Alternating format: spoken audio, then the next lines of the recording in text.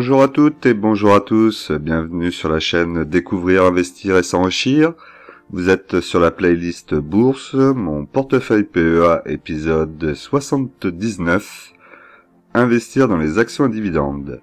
Pour cela, nous utiliserons l'enveloppe fiscale PEA et le courtier en ligne Bourse Direct afin de générer des dividendes et ainsi atteindre la liberté financière.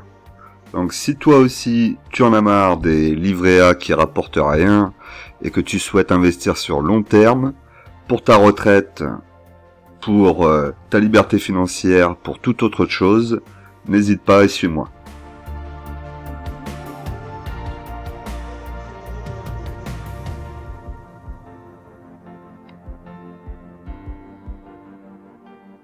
Alors au sommaire, nous avons donc le point PEA, le tableau des dividendes, l'évolution du portefeuille, le question-réponse et la situation du CAC 40 qui a pas mal bougé cette semaine. Et comme d'habitude, je vous rappelle que l'investissement en bourse peut provoquer une perte partielle ou totale de votre capital. Vous ne devez en aucun cas copier ou reproduire mes prises de position. Je ne suis pas un conseiller financier, mais un particulier qui investit en bourse à titre personnel.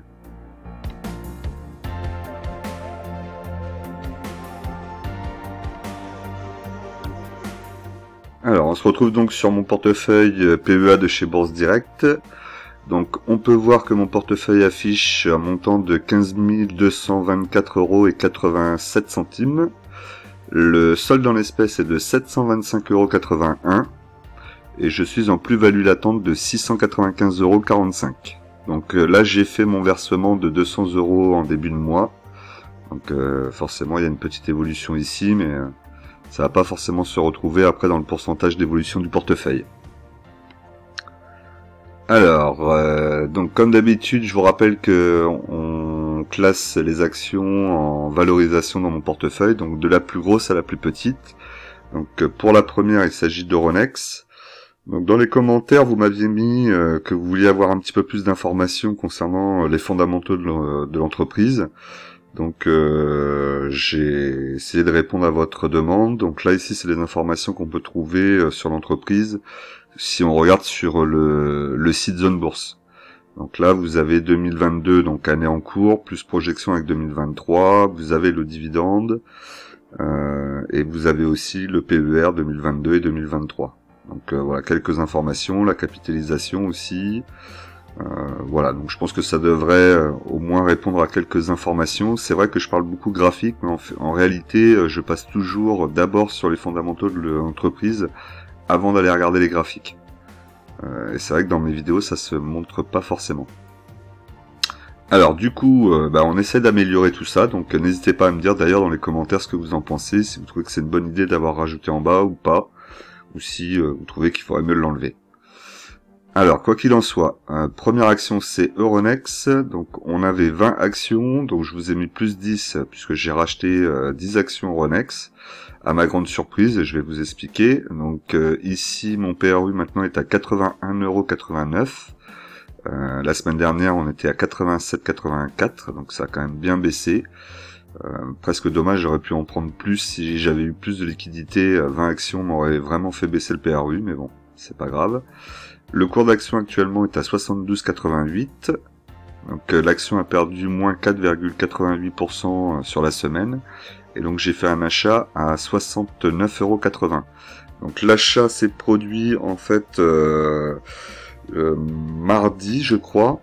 C'était mardi, il y a eu une chute suite à une erreur, si j'ai bien compris, d'un fonds d'investissement, un gros fonds d'investissement, un trader qui aurait fait une mauvaise manip, et du coup on aurait eu quelques actions, et voire même aussi le marché CAC 40 et d'autres j'imagine, qui ont chuté d'un seul coup, mais ça a duré vraiment quelques secondes. On a eu une grosse mèche, ça a touché, et hop c'est reparti. Donc moi dans les actions, j'avais positionné Euronext à l'achat à 69,80. Je pensais pas que ça allait être pris tout de suite, je m'attendais à quelques semaines avant que ça n'aille me les toucher. Et là en fait, suite à cette erreur de ce fonds d'investissement, l'action a perdu très rapidement 10-15% et ça a touché et dans la même seconde c'est remonté.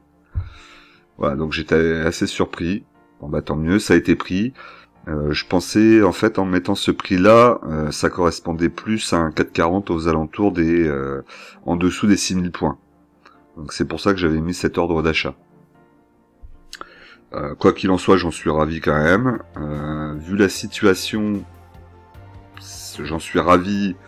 Ouais, on va rester positif, donc j'en suis ravi. Mais malgré tout, je vois que ça a quand même cassé ici la moyenne mobile 20-50 périodes. Donc là ici en bleu. C'est pas forcément très bon signe, hein. Je comprends pas. On va regarder un petit peu là les fondamentaux de l'entreprise, mais c'est assez surprenant. Là ici ça a bien tenu, on avait des belles progressions, on avait une belle montée, une belle phase haussière depuis quelques années.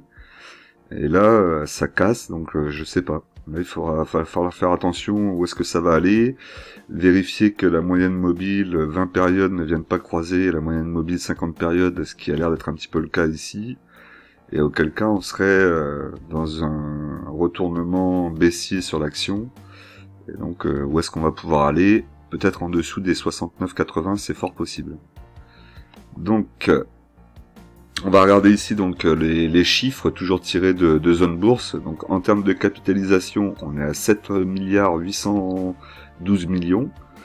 On a une valeur d'entreprise à 9 milliards 777 millions. Donc on a un écart de 2 millions 100, un petit peu moins.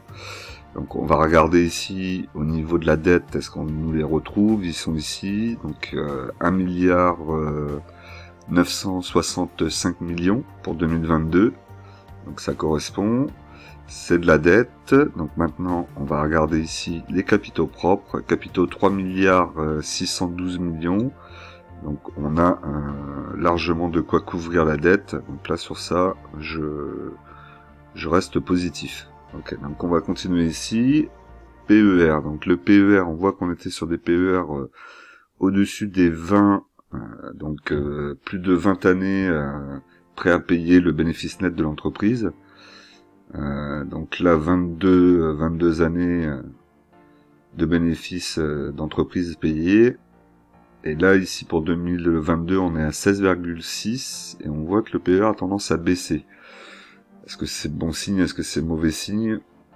En principe là ici un PER en dessous des 15 c'est plutôt pas mal. Donc encore, je dirais que c'est encore positif. Ensuite, le rendement. Donc le rendement, lui, il a une un petit fléchissement entre 2020 et 2021, mais sinon on voit qu'il est quand même en progression chaque année. Hein, 2022, 2023, 2024, on va progresser, on va peut-être aller aux alentours des 4%. Donc là aussi, je trouve ça plutôt positif. Il faut savoir qu'aujourd'hui, Euronext a racheté donc la société qui s'occupait aussi en Italie, donc le courtier italien. Donc du coup, elle va avoir le droit de vendre tout ce qui est partie Italie aussi en plus sur ses plateformes, sur sa plateforme Euronext. Donc plus de bénéfices. Là actuellement les marchés ils ont l'air de vouloir redescendre. Si jamais on devait avoir une chute importante, c'est pareil, il va y avoir beaucoup de ventes, soit à l'achat soit à la vente, et il va y avoir beaucoup de mouvements, et du coup dès qu'il y a des mouvements, ils gagnent de l'argent sur chaque transaction que vous faites, hein, achat ou vente. Donc tout ça devrait pour moi être bénéfique. Et je reste aussi très positif sur la valeur, dans le sens où aujourd'hui elle a un avantage concurrentiel. Et en plus, on est sur un business qui a encore une possibilité de croissance énorme. Parce que je crois qu'en France, les investisseurs, du moins les gens qui ont un PEA, je crois que ça représente 8% de la population, un truc comme ça, entre 8 et 10%. Donc ce qui veut dire que rien que pour la partie PEA, ce qui peut être en principe la première motivation pour investir en bourse, il y a encore un potentiel énorme. Donc il n'y a pas de raison. Je pense que c'est une belle valeur pour les longues années devant nous. Alors, on le verra plus tard. N'hésitez pas à me dire ce que vous en pensez, hein, d'ailleurs. Alors, cours de référence, on est, là ici ça fait un peu mal, 73,30. Donc on est revenu un petit peu au-dessus de 2019. Alors on voit que c'était quand même pas mal enflammé 2020-2021, alors sans doute lié au crack. beaucoup de monde et beaucoup d'achats, et forcément ça a dû booster un peu tous les chiffres. Ensuite, ici on va regarder le cash flow. Donc le cash flow, ce que j'aime aussi, c'est qu'il est toujours en progression. Vous voyez, hein, il n'y a pas de baisse, c'est de la progression tout le temps. Donc ça c'est plutôt tout à fait correct. Au niveau du leverage, nombre d'années de dette, donc on est à 2,21, ça reste correct, hein, il faut pas être au-dessus de 4. Et en plus, ça va baisser avec les années à venir. D'ailleurs, on voit aussi au niveau de la dette, la dette a augmenté pour 2022 suite au rachat, comme je vous disais, de l'italien, de la bourse italienne. Et donc du coup, on voit que là, ça va baisser progressivement pour arriver en 2024 avec des dettes qui sont qui sont moindres, et donc du coup avec des rendements qui vont être plus importants, plus de marge et sans doute plus de bénéfices. En tout cas, c'est ce que je me dis. Le ROE, donc ce qui nous permet de savoir si on a l'avantage concurrentiel. Donc là, on voit que l'avantage concurrentiel va pas tarder à revenir. Il faut être au-dessus des 16%. Donc 2019-2020, il l'avait. Ensuite, ça a progressivement baissé pour remonter là pour 2024. Peut-être que dans les années à venir, ils l'auront de nouveau, mais dans tous les cas, ça reste un mastodonte et quelqu'un d'important sur la place au niveau de la bourse, en tout cas en France. Et en Europe d'ailleurs. Les capitaux propres, donc capitaux propres c'est pareil, on voit que ça augmente plutôt pas mal, hein, ça augmente très très bien même, on a des belles augmentations, presque 1 milliard entre 2021 et 2022, donc c'est plutôt très positif. Le ROA, donc ROA, je vous rappelle, c'est si vous investissez, admettons 100 € pour acheter un robot, n'importe quoi, une machine, ce que vous voulez, sur ces 100 €, cette machine elle sera capable de vous rétribuer un rendement de 5,61%. Donc c'est pas super mauvais, c'est plutôt pas mal, hein. Ça veut dire 100 € d'investi, vous récupérez 105,61 €. C'est pas mal, ça a plutôt tendance à progresser. On voit quand même qu'il y a eu une grosse cassure entre 2020 et 2021, puisqu'on est retombé assez bas. Sans doute, je vous dis, lié à les investissements, hein. C'est lié ici, la dette a augmenté, donc forcément, tout ça a dû jouer, les rendements, tout était plus bas. Bon, ça devrait repartir, mais si vous regardez pour 2019-2020, 13%, c'est vraiment énorme, hein. On a peu d'entreprises qui font ça sur le CAC 40. Ensuite, on va y regarder donc le CAPEX, l'investissement. Donc on voit qu'on a un investissement qui a été fort pour 2021. Et là, après, sur les années à venir, l'investissement moyen est autour de 3%, ce qui est tout à fait correct. Donc voilà, donc moi je trouve que c'est une entreprise intéressante, qui a de l'avenir. Après, sur très long terme, on va construire la ligne. Là, je vous dis, j'ai été surpris que ça prenne à 69,80, mais je serais pas étonné qu'on continue à descendre, qu'on aille chercher les 65, peut-être 60, suivant comment les marchés vont se positionner là. On a quelques annonces à venir là qui vont faire trembler les marchés, hein, notamment le 9 mai. Alors, vous en avez peut-être déjà entendu parler, mais il semblerait que les services secrets américains disent que Poutine va déclarer officiellement la guerre à l'Ukraine le 9 mai. Alors, vous allez me dire, oui, mais c'est déjà le cas. Non, c'est pas le cas. Aujourd'hui, Poutine, pour lui, ce n'est pas une guerre contre l'Ukraine, c'est une mission spéciale. Donc, il y a une nuance. Une mission spéciale, vous n'êtes pas en guerre contre le pays. Dire qu'il est en guerre contre le pays signifie que tous ceux qui aideront ce pays seront en guerre contre lui. Et donc là, ça risque de changer un peu la donne, et ça pourrait peut-être déclencher une escalade à ce conflit qui là était un peu en sommeil, ou en tout cas on entendait un petit peu moins. Donc méfiance là dans les jours à venir. Attention, le 9 mai, je pense que tout le monde va être en attente de savoir ce que Poutine va dire. Est-ce qu'il va le dire ou pas? On ne sait pas. Alors on continue. Donc là ici, on va regarder donc le chiffre d'affaires par rapport à cette société. Donc on voit aussi que Euronext, donc depuis 2019 en tout cas, et en projection jusqu'à 2024, aurait un chiffre d'affaires en progression constante, ce qui est plutôt aussi très positif. L'EBITDA suit exactement la même courbe. On a une augmentation aussi sur là on a une projection sur on a les 3 dernières années plus les 3 prochaines, ça nous fait sur 6 ans, c'est quand même plutôt intéressant. Les marges d'exploitation, donc ça aussi je voulais vous dire, les marges d'exploitation, on est aux alentours on est même à 50% de marge d'exploitation, ce qui est vraiment énorme. Franchement c'est énorme. Très très peu d'entreprises sont capables d'avoir ça. La dernière en date, et dont j'aurais pas dû me séparer, j'étais con.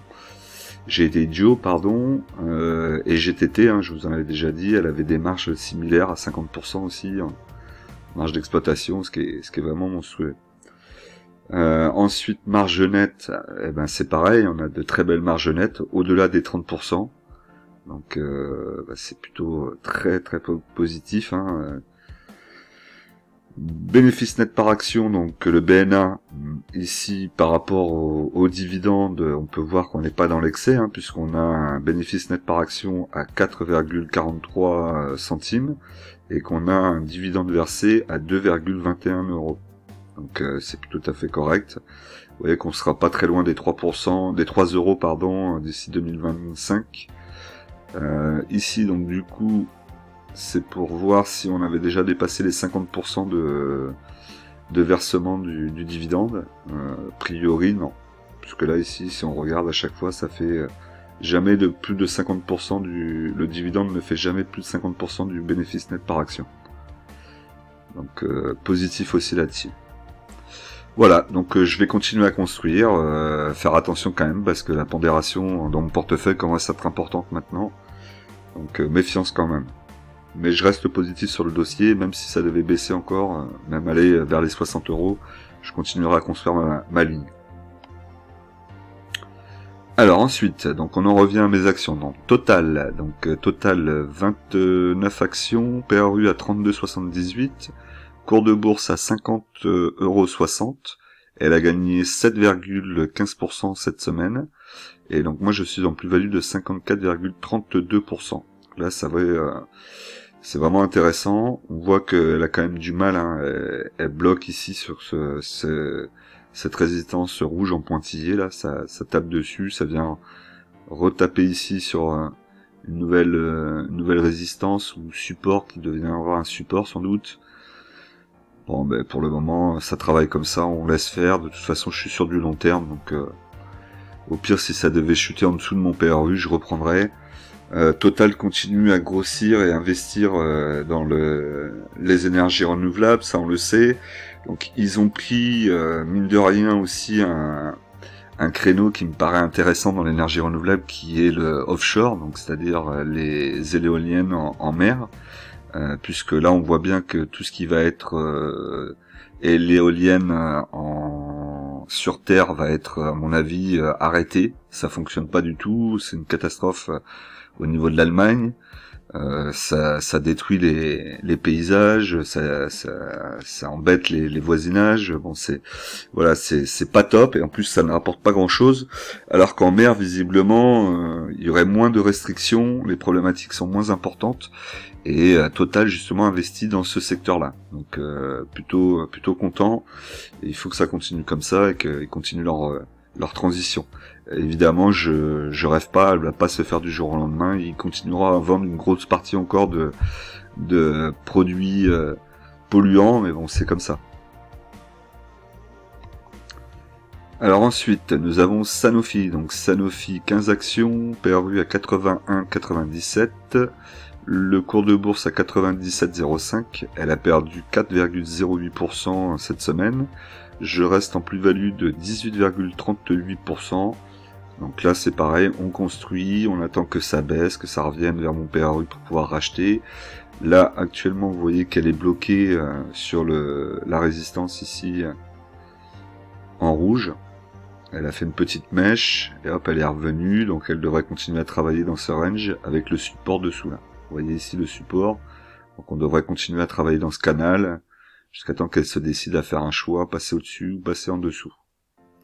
On a toujours ici au niveau des moyennes mobiles 20 périodes qui est bien au-dessus de sa moyenne mobile 50 périodes, donc tout est ok. Je vous rappelle, si vous avez regardé la vidéo de la semaine dernière, moyenne mobile 20 périodes en mensuel, Donc sur les 20 derniers mois en clôture, une moyenne, et 50 périodes sur les 50 dernières semaines en clôture, une moyenne aussi.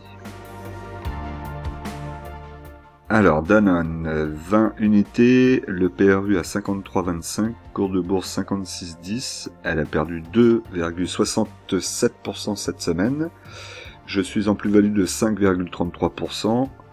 Bon, pour le moment, on est ici, on a un support qui tient plutôt bien pour le moment.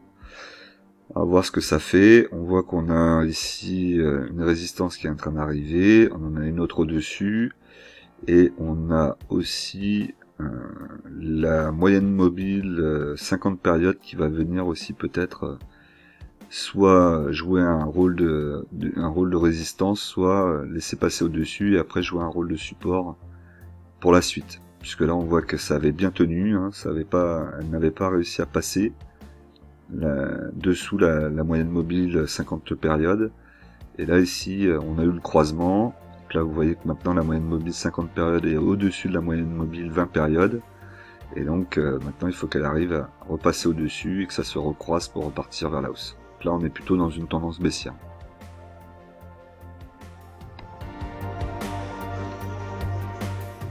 Ensuite, Nexity, donc 34 actions, PRU à 26,71.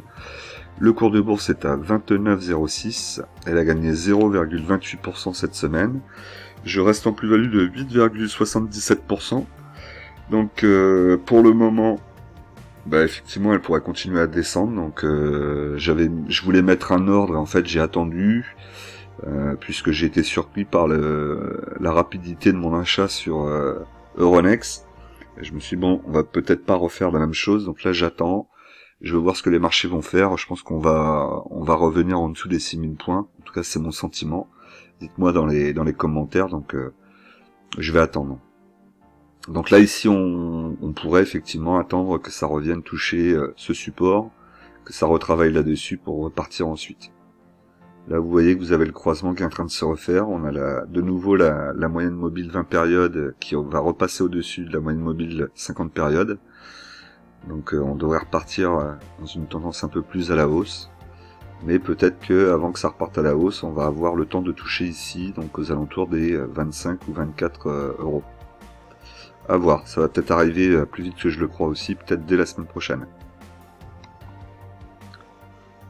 Ensuite, Vinci, donc 10 unités, PRU à 80,97, cours de bourse à 90,39. Elle a perdu 2,64% cette semaine. Je reste en plus-value de 11,62%.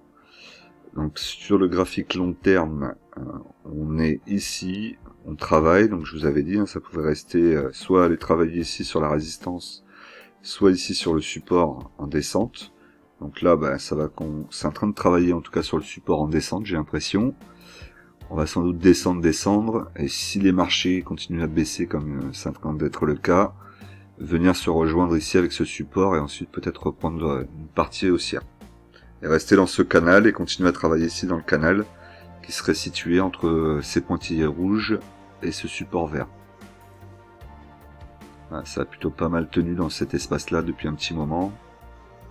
Donc, à mon avis, il faut attendre ce moment et plutôt quand ça revient vers le support.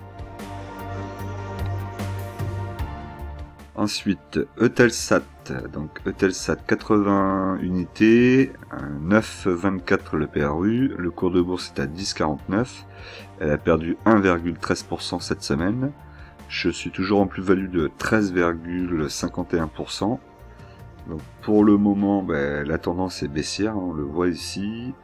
On a bien ici donc la moyenne mobile 50 périodes qui est bien au-dessus de la moyenne mobile 20 périodes. Donc la tendance est toujours baissière, on n'a pas de recroisement. On n'est pas très loin là ici, hein. On a comme une forme de recroisement qui pourrait venir ici se rejoindre. Et donc peut-être amorcer un moment de reprise. Mais même s'il y a une petite reprise, on voit que là on va avoir une résistance. Et la reprise va pas se faire direct en touchant ici et repartir en haut, je pense pas. J'aimerais plus travailler ici un petit peu, peut-être venir encore au niveau des 8 euros. et ensuite remonter un petit peu, mais bon, pour le moment la tendance est plutôt baissière, et même depuis un bon moment, hein, puisque vous voyez que depuis 2000, on pourrait prendre, on va dire à partir de là peut-être, 2011-2012, on voit qu'elle est dans le canal là ici, c'est plutôt un canal qui baisse. Il aurait fallu ici qu'elle se reprenne et qu'elle passe au-dessus, qu'elle remonte ici pour que cette résistance devienne support. Là maintenant c'est une résistance, donc ça veut dire qu'elle continue à descendre. Là elle descend, elle descend. À voir. À voir, à voir. Orange, 72 unités, cours de le PRU à 9,47, cours de bourse à 11,57. Elle a gagné 2,26% cette semaine. Je suis en plus-value de 22,17%. C'est plutôt raisonnable sur une action plutôt délaissée et assez mal aimée, on va dire. Bon, actuellement, on est là. Elle a passé donc la résistance. Donc cette résistance devrait devenir support. Et on devrait ici travailler un petit peu. Malgré tout, on voit que si elle va travailler sur ce support, le support est quand même un peu en tendance baissière. Donc bon, on va attendre de voir ce qui se passe. Est-ce que ça va pas repasser dessous et revenir encore travailler dans ce petit triangle là ici? On a un petit biseau entre la résistance qui est actuellement encore en rouge et ici le support en vert pointillé. On voit d'ailleurs que la moyenne mobile 20 périodes est en train d'essayer de recroiser la moyenne mobile 50 périodes pour repartir en tendance haussière. Donc prudence. Score 30 unités, le PRU à 25,78, cours de bourse à 26,26. Elle a perdu 2,74% cette semaine et je suis toujours en plus-value de 1,85%. Donc score, j'ai raté là plusieurs fois des possibilités de rentrer dessus un peu plus bas que mon PRU. Bon, pour le moment, elle est là. Elle est en train d'essayer de choisir, est-ce qu'elle va redescendre dans ce canal ici et retravailler dans le canal, auquel cas je pourrais peut-être la reprendre en dessous des 25 €, ou est-ce qu'elle va rester, passer au-dessus du support et venir travailler là, auquel cas elle aura encore ici une résistance en rouge là, qui va venir l'amener dans un biseau, et il faudra qu'elle refasse un choix encore. Pour le moment on la laisse, on va voir. Je vous dis, les marchés là, c'est pas la forme, donc il est fort possible qu'on ait des baisses là dès lundi, et donc dans ce cas-là, elle pourrait venir sous le support et que le support devienne résistance. Ensuite, ST Micro, 20 unités, PRU à 29,88, le cours est à 34,76, elle a perdu 2,71% cette semaine, je suis en plus-value latente de 16,32%, donc là ici, on voit, hein, le support est ici, on avait une résistance ici qui a été bien traversée, et puis ensuite là on est redescendu, sur une année là, ça a vraiment bien monté. On est allé chercher les 45 un petit peu même au-dessus. Et là, avec la problématique des approvisionnements, des matières premières, on va forcément avoir un petit ralentissement. Ce sera le moment de reprendre, de renforcer sa ligne pour jouer les années à venir. Puisque dans les années à venir, on sait bien qu'il y aura toujours plus de demandes, en plus pour être utilisé dans les voitures notamment. Et la demande va être croissante, hein. Elle va pas se ralentir là dans les 10 ou 20 prochaines années. Donc du positif, puis si ça revient à un bon prix, on reprend quand on a la possibilité, quand on a la liquidité pour. Ensuite, Alstom, donc Alstom 30 unités, PRU à 29,46, cours de bourse à 22,33. Elle a gagné 5,73% cette semaine. Et je suis en moins-value latente de 24,21%.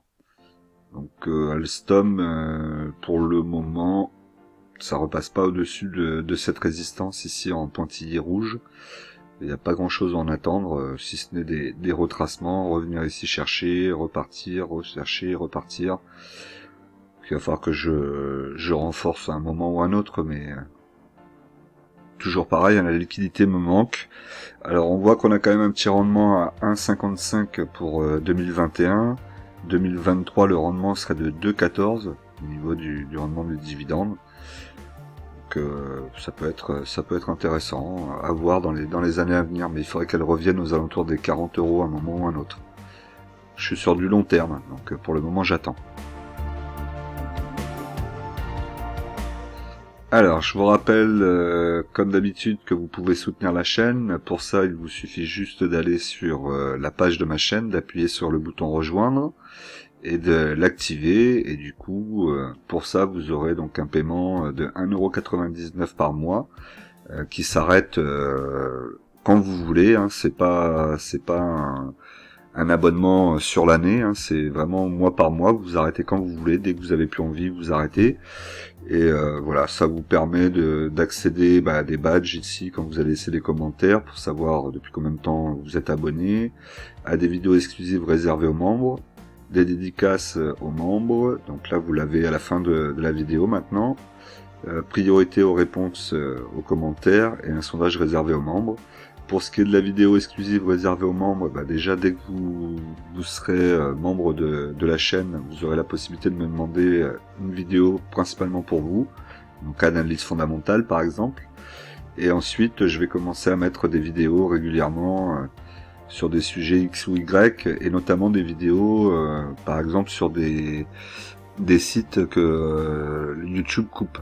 Par exemple, j'ai eu des soucis avec mes vidéos qui concernaient Free Bitcoin, qui a été retiré de ma chaîne par l'algorithme. Donc voilà, ça c'est ce genre de vidéos, je pourrais toujours vous les faire et vous les mettre sur la partie membre. Là, l'algorithme ne le sortira pas. Donc ça permet d'avoir un petit peu plus de liberté dans les vidéos aussi. Voilà, et bon... Et la première raison pour laquelle vous devez le faire, c'est que vous appréciez mon travail et que vous avez envie de me soutenir, et que moins de 2 € pour me soutenir une fois par mois, c'est pas énorme. Voilà. Après, ça n'a pas d'obligation. Alors on continue. Donc Crédit Agricole, quantité 60 unités, PRU à 9,73. Le cours de bourse est à 9,96 €. Donc je suis sur la semaine, elle a perdu 3,96% et je suis toujours en plus-value latente de 2,41%. Donc là, on a un petit gros range ici, hein, on le voit. Ça a travaillé de haut en bas, donc forcément quand c'est en bas quand c'est en haut vous vendez, quand c'est en bas vous achetez, ça paraît assez logique. Là ça travaille.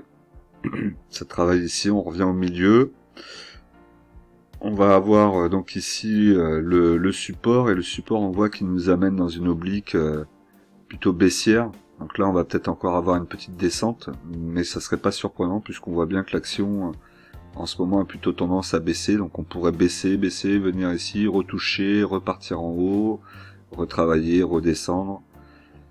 Ouais, pour le moment, on est dans les cours de la société. Hein. C'est pas Crédit Agricole sera pas une société qui, le jour où elle va à 18-20 €, c'est vraiment exceptionnel. Hein. Là, vous le voyez, 2007. Depuis 2007, elle n'est pas revenue à des cours aussi élevés. Et on va dire que pour être content, récemment, on va dire aux alentours de 14 €, on est bien quoi. Donc il faut l'acheter aux alentours de 9 €, entre 9 € et 9,50 € et faire sa ligne comme ça. Éviter au-dessus de 9,50 €, là je suis encore un peu trop élevé pour être tranquille. C'est pour ça que j'attends que ça baisse assez bas pour vraiment faire baisser le PRU et être en dessous de ces fameux 9,50 €, et après je serai tranquille. Alors ensuite, Airbus. Donc Airbus 5 unités, PRU à 98,41, cours de bourse à 107,50, elle a gagné 1,86%, donc je suis en plus-value latente de 9,24%. Donc Airbus, là on voit aussi que ça travaille dans une résistance qui est ici, résistance baissière qui va ramener ici vers le support. Donc là on travaille. On voit que ça bute dessus, hein, ça a fait plusieurs points, même énormément de points. Et donc je serais surpris que ça casse maintenant. Donc, je pense qu'on va continuer à descendre un petit peu et on va revenir sans doute sur ce support là, un petit peu plus loin sans doute, hein. Au niveau de la moyenne mobile 20 périodes, elle est sous la moyenne mobile 50 périodes qui se trouve au-dessus. Donc là on est plutôt sur du baissier et là on dirait qu'ils sont en train de se rejoindre. On pourrait avoir de nouveau un croisement et une reprise haussière, pas tout de suite, mais là une fois qu'on va avoir 2-3 mouvements de fait, ça pourrait repartir en haussier. Pourquoi pas. Après Airbus n'arrête pas de signer des contrats, donc c'est vraiment très intéressant. On voit vraiment qu'ils prennent l'ascendant sur leur principal concurrent qui est Boeing, hein, puisque Boeing, il y a que des déboires en ce moment. Malgré tout, Boeing est soutenu par son gouvernement, hein, mais comme nous avec Airbus, et même par l'Europe. Mais ils ont vraiment de beaux contrats et en plus le secteur aérien est en train de reprendre des couleurs là. C'est ce que annonçait d'ailleurs la société Air France en disant que les vols avaient été multipliés par 3 par rapport à la même période il y a un an. Donc c'est plutôt très positif pour eux, ce qui veut dire qu'ils vont avoir besoin de refaire les flottes, de reconstruire des avions, de remettre tout ça en marche. Et donc Airbus veut se donner un objectif d'une centaine d'avions par an pour 2030, je crois, leur objectif.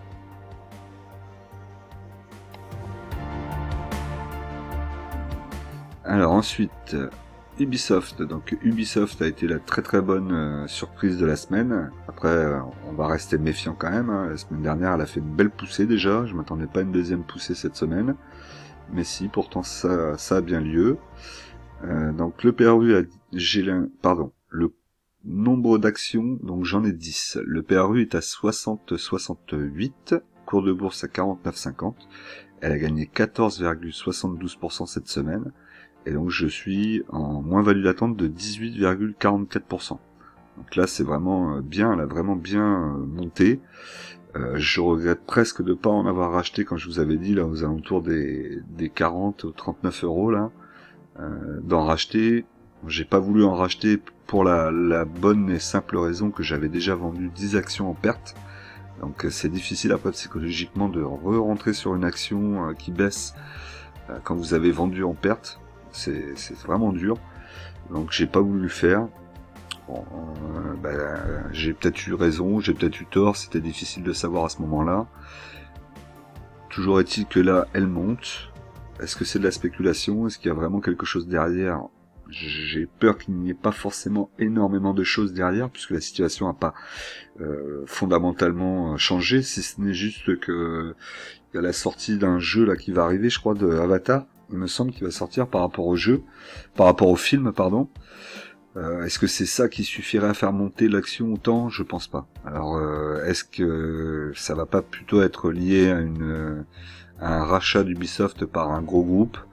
C'est fort possible. Donc, il y a peut-être des gens qui savent déjà quelque chose que nous on ne sait pas, et la semaine prochaine on va entendre que Ubisoft est racheté par un gros groupe. Si c'est le cas, tant mieux, mais je veux qu'ils rachètent au-dessus des 60, hein. C'est important. Même au-dessus des 70, ça serait pas mal quand même de me faire gagner un peu de plus-value là-dessus. Voilà, donc en tout cas pour le moment Ubisoft c'est positif, on s'emballe pas, on fait attention, je suis pas sûr qu'il y ait grand chose encore à mettre derrière, donc on reste prudent. Ensuite, Air Liquide, donc 2 actions, PRU à 138,16, cours de bourse à 160,82, elle a gagné 0,18% cette semaine, et je suis toujours en plus-value de 16,40%. Donc là, elle fait partie de celle qui va me verser un dividende cette semaine, le 16 mai, donc c'est pas cette semaine, je crois que c'est la semaine prochaine, ou en fin de semaine, je sais plus exactement, le 16 mai, je sais plus quand est-ce que c'est lundi prochain, je crois. Donc ça sera pas cette semaine, ce sera la semaine d'après. Donc positif, voilà, là elle est passée au-dessus du support, ici en pointillé, donc elle va travailler ici, elle va continuer à travailler ici, et on l'espère ou pas, elle va continuer à monter, ou revenir ici sur la moyenne mobile 20 périodes. Pour le moment, il faudra faire toujours attention qu'elle ne casse pas cette moyenne mobile 20 périodes ici. Elle peut la casser par des mèches, c'est-à-dire aller chercher un peu plus bas, mais qu'elle ne casse pas mouvement. Sinon, bah, tout est positif. Hein. Là, il y a pas grand-chose à dire de négatif pour le moment.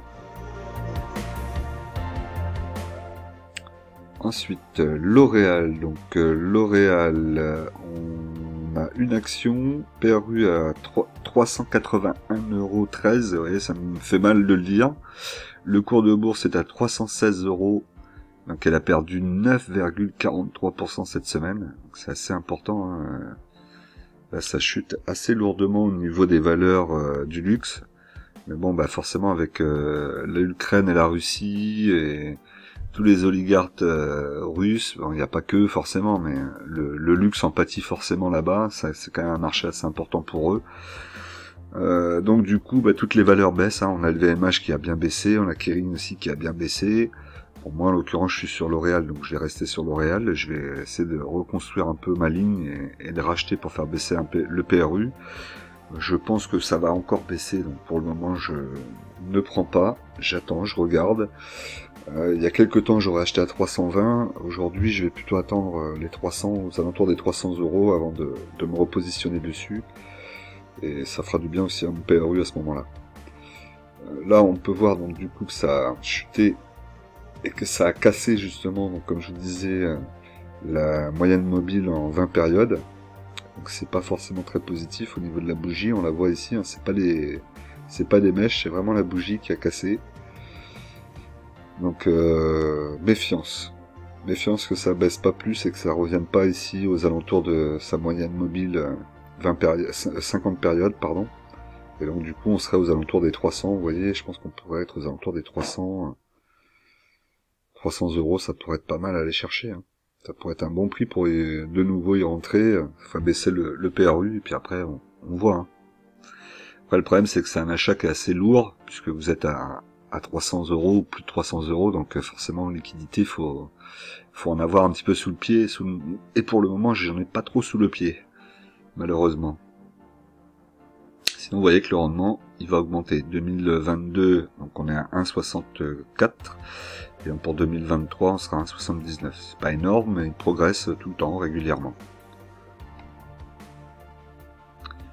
Alors ensuite on a Schneider Electric, donc 20 unités, PRU à 128,88, le cours de bourse est à 127 €, donc elle a perdu 7,77% cette semaine. Donc là c'est pareil, c'est mon interrogation, est-ce qu'il ne faudrait pas que je rentre? Et je vais attendre aussi, puisqu'elle est un peu dans la même situation, elle a aussi cassé donc la moyenne mobile 20 périodes ici, elle a cassé avec la bougie. Donc là c'est le corps qui est passé, donc c'est pas très bon signe, elle devrait continuer à baisser, et je la vois peut-être revenir là ici vers sa moyenne mobile 50 périodes. Pas forcément un retournement de tendance, mais peut-être une baisse un peu plus forte. Et donc là on pourrait revenir vers les 120, peut-être un petit peu en dessous même. À voir, donc déjà 120 serait déjà pas mal pour moi, pour aller en rechercher. Je ferais un bon petit PRU comme ça. Voilà, donc là au niveau du rendement 2,35 2022, 2,57 pour 2023, après le reste je vous laisse regarder. DBT, donc DBT, je pensais qu'elle allait pas baisser plus, mais si, elle est capable de le faire, elle me surprend toujours cette action. Donc 1000 unités, 0,10 centimes mon PRU, le cours de bourse est à 0,02. On a encore baissé, elle a perdu 6,67% cette semaine. Donc je suis à moins 74,17%.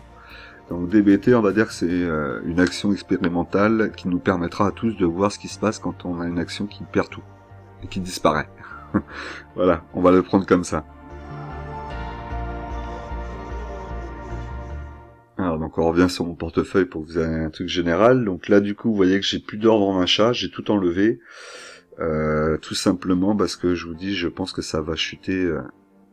J'ai le pressentiment que ça va chuter assez fortement et qu'on va revenir en dessous des 6000 points là dans les jours à venir.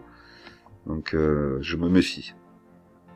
Au niveau de la répartition des actions, donc on a Air Liquide qui représente 2,11% du portefeuille, Airbus 3,53, Alstom 4,4, un Crédit Agricole 3,93%, Danone 7,37%, DBT 0,18%, Euronext 14,36%. Donc là on voit qu'Euronext a bien grossi en rachetant 10 unités forcément.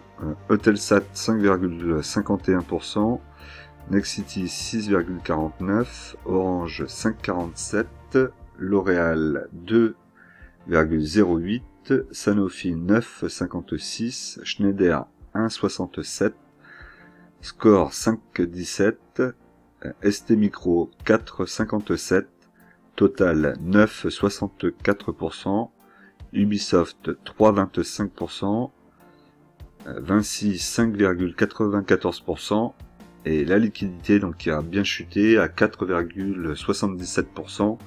Donc la liquidité, je vous ai dit, il faudrait que j'arrive à tenir à 10%. C'est pas pour tout de suite. On y arrivera à un moment ou à un autre. La répartition par secteur, donc mis à part le fait que le service financier est à 24,52 maintenant et qui a grossi encore un petit peu, tout reste plus ou moins comme d'habitude, hein. Il n'y a pas d'évolution particulière par rapport à ça. Donc il faut que je fasse attention au service financier qui représente pratiquement maintenant 25%, un quart de mon portefeuille. Ça commence à être beaucoup, même si dans le financier on a Euronext, qu'on a Crédit Agricole qui n'est pas du tout dans le même domaine que Euronext, et qu'on a aussi Score qui n'est pas forcément dans le même domaine non plus que Crédit Agricole, ce qui fait qu'il y a quand même une décorrélation entre les trois actions. Il faut quand même que je fasse attention de ne pas être trop dans le même secteur.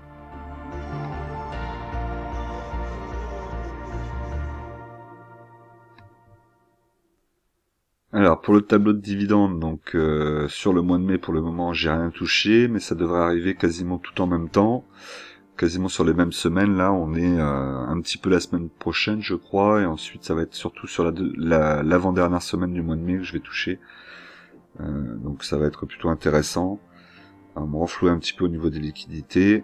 Après il faut pas que je fasse n'importe quoi, et il faudrait pas que le marché baisse trop non plus pour que je sois pas tenté de racheter tout de suite.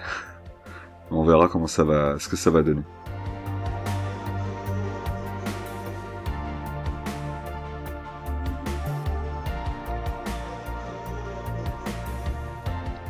Alors donc mon portefeuille est en moins-value actuellement de 4,30%, soit une perte de 676,02 centimes depuis le début de l'année. Lorsque je vous donne le portefeuille, c'est toujours le portefeuille depuis le début de l'année 2022. Et donc du coup, par rapport à la semaine dernière, j'ai perdu donc 0,45%, soit 75,72 €. Donc c'est maintenant que je vous dis, hein, pensez, si vous avez aimé le contenu de la vidéo, à vous abonner, à cliquer sur la cloche, évidemment, à me mettre un like, parce que c'est très important le like pour que l'algorithme sache qu'il faut montrer la vidéo et qu'elle plaît. Donc n'hésitez pas à les like, hein, 150 likes comme objectif. Et évidemment me mettre un commentaire sur ce que vous avez pensé de la vidéo, des actions que j'ai en portefeuille, de ce que vous faites vous, où est-ce que vous en êtes. Est-ce que vous pensez aussi que les marchés vont baisser? En ce moment sur ma chaîne vous avez la possibilité de répondre à une petite question pour savoir si où en sera le marché du CAC 40 à fin mai. Donc on va voir. Là pour le moment vous êtes plutôt frileux et vous donnez plutôt la tendance qui était la semaine dernière, c'est-à-dire ça bouge pas trop, entre 6000 et 6500 points. Donc n'hésitez pas à aller dessus et à me mettre votre avis.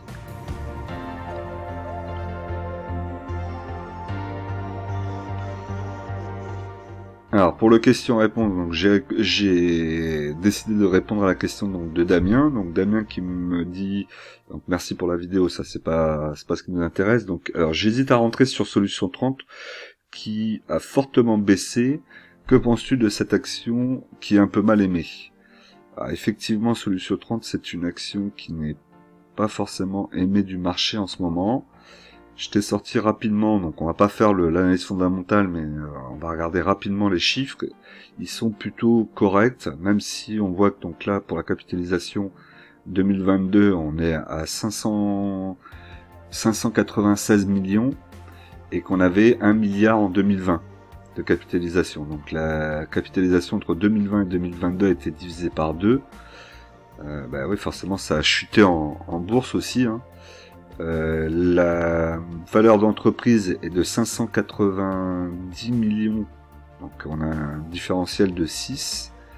Donc si on regarde au niveau de la trésorerie, on va retrouver ici donc 5,90 millions. 5 millions 90. Pareil, ça revient exactement même. Donc là, il n'y a pas de dette. Ça, c'est plutôt pas mal. Si on continue, qu'on regarde ici les capitaux propres, on voit qu'il y a des capitaux propres. C'est positif. Il n'y a pas une progression des capitaux propres, mais il y a quand même des capitaux propres qui sont corrects.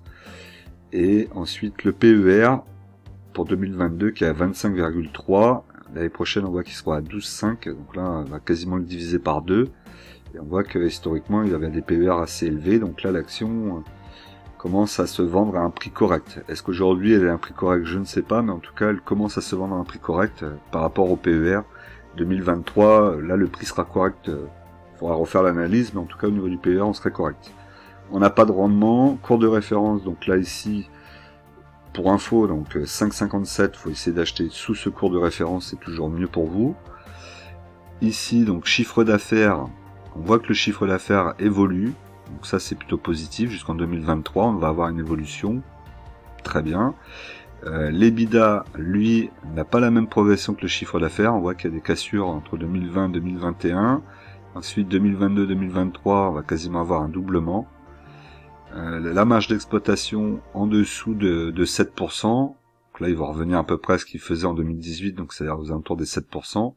Marge nette à 4,38, ce qui était un peu les standards, hein, 2019 5,80, 5,67, on va dire qu'aux alentours de 5% de marge, ils doivent être dans leur standard. C'est un peu léger, mais ça reste correct. Qu'est-ce qu'on peut regarder d'autre? On va regarder pour finir le cash flow, donc le cash flow qui est toujours très important. Il faut que la société ait du cash flow positif, donc là il n'y en avait pas en 2019, et là il y en a pour 2021, avec une baisse entre 2021 et 2022, et 2022-2023 une augmentation significative. Voilà, donc les chiffres sont pas négatifs, c'est pas extraordinaire non plus au niveau des chiffres de la société, en tout cas avec ce peu de chiffres que je regarde là, qui est sur zone bourse. Il faudrait aller plus loin sur la société, je la connais pas suffisamment. Donc en tout cas moi je serais pas à l'achat, vu tout ce qui se passe dessus, les dossiers compliqués comme ça, j'évite.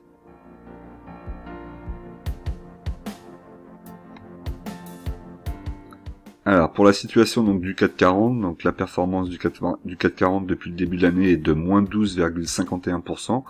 Là on a pris cher, hein, surtout cette semaine, puisqu'on a cassé une résistance, pardon, chercher mes mots.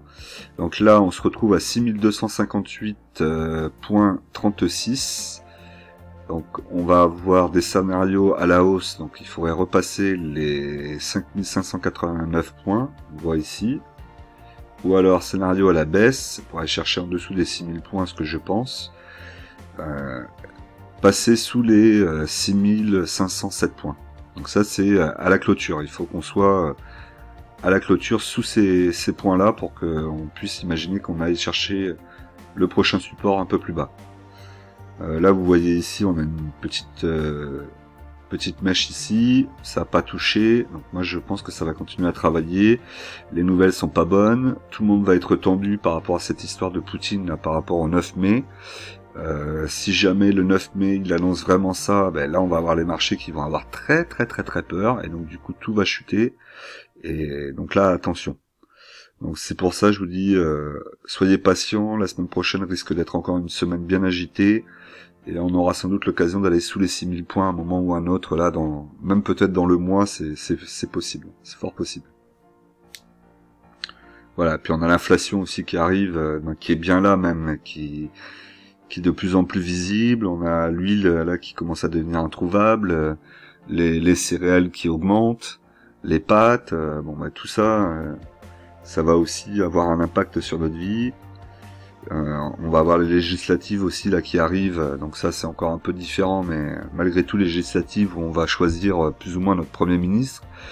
Donc j'entends des gens parler de Premier ministre de la France insoumise, Mélenchon, même si je veux pas parler politique.